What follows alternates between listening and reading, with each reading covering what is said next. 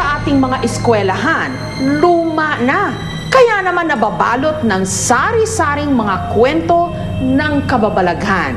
Isama pa riyan ang malilikot na imahinasyon ng mga estudyante. Resulta, campus horror stories.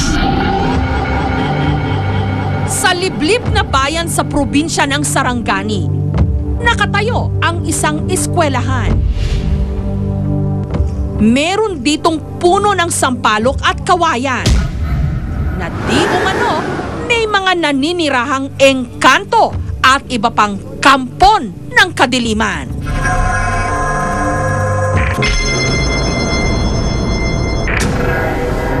Ang imam o paring Muslim na si Tia Daud Al-Hajj, ang siya raw magpapatotoo na may mga kakaibang elemento sa eskwelahang ito. Maraming dito engkanto. Ang lahat ng tao dito, pagka punta kami doon sa kadagatan, dito kami magdaan. Makita na namin sila doon, nagduyan-duyan sila sa tabi ng dalan. Dati raw kakahuyan ang eskwelahan. Pero nung patagin daw ang lupa para gawing soccer field, nasira at nagambala di umano ang bahay ng mga engkanto na siya raw punot dulo ng panggagambala ng mga ito. Simula raw noon, nagkaroon na ng mangilan-ngilang mga pagsapi sa mga estudyante. Hanggang Setyembre nung nakaraang taon, nung naganap daw ang buong puwersang pag-atake ng mga elemento. That was the alarming point sa amin. Humingi ng tulong, spiritual na tulong mula sa mga pastor. Binubuksan pa lang yung Bible, meron ng isang natumba. Hanggang sunod-sunod na raw na sinapian ang mahigit 70 pang mga estudyante sa Oval. Sigawan ang narinig ko. Na hindi ko maintindihan, ang sakit sa tainga, ang gulo-gulo na ng paligid. Kasi yung mga bata, nakita mo yung sumisigaw, tinuturo yung kamay nila sa gawin kung saan naroroon yung sampalok. At sinasabi na ganito, sinira ninyo yung bahay ko. Ang bahay namin giniba niyo! Tataka ako yung mga bata, may anak, may bahay. Isa sa mga estudyanteng di umano, sinapian daw ng mga engkanto ang 16 anyos na si Marlene. Hindi niya tunay na pangalan. May nagbibit dyan sa flag ceremony, tas may nakita pag ganun ko, may babae na gumaganon. Mula noon, makapitong ulit na raw sinapian si Marlene ng nasabing engkanto.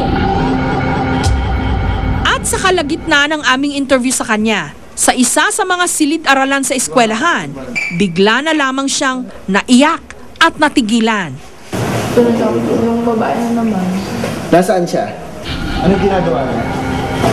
nag-eye to eye sa akin.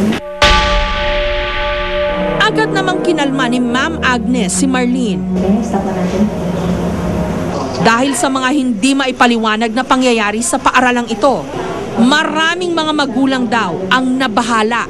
Kaya nga nangyari na ayaw na nilang papasukan yung kanilang mga anak dahil nga doon sa insidenteng yon. Para matuldukan na rin ang mga katanungang bumabagabag sa mga magulang at estudyante sa eskwelahan ni na Agnes, isinama namin sa Sarangani mula pa sa Maynila si Mike Duque, isang spirit questor. Sa pamamagitan ng pagtitirik ng kandila, agad sinimula ni na Mike at Agnes ang spirit questing. Napakalamig. Mayroon, nandito siya. Parang babae nandito eh. Pinuntahan din namin ang kwarto kung saan di umano nagpakita kay Marlene ang engkanto. Parang lalaki. Hindi po babae. Babae po yung nakita niya. May mahabang bigote eh. Balbas.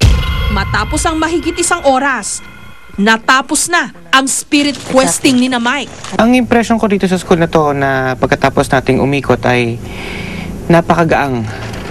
Hindi siya mabigat at hindi siya ganung nakakatakot o nakaka-threaten.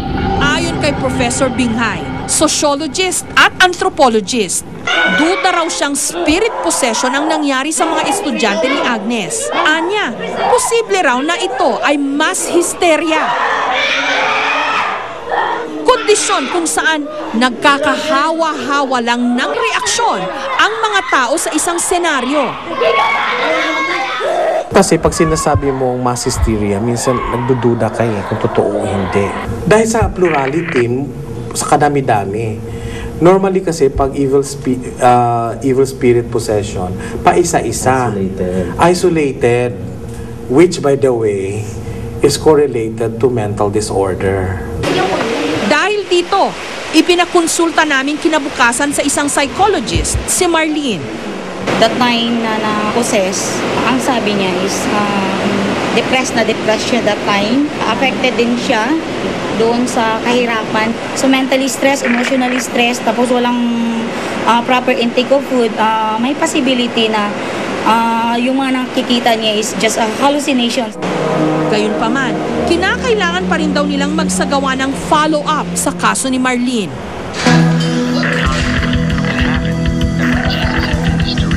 Ihanda ng mga sarili.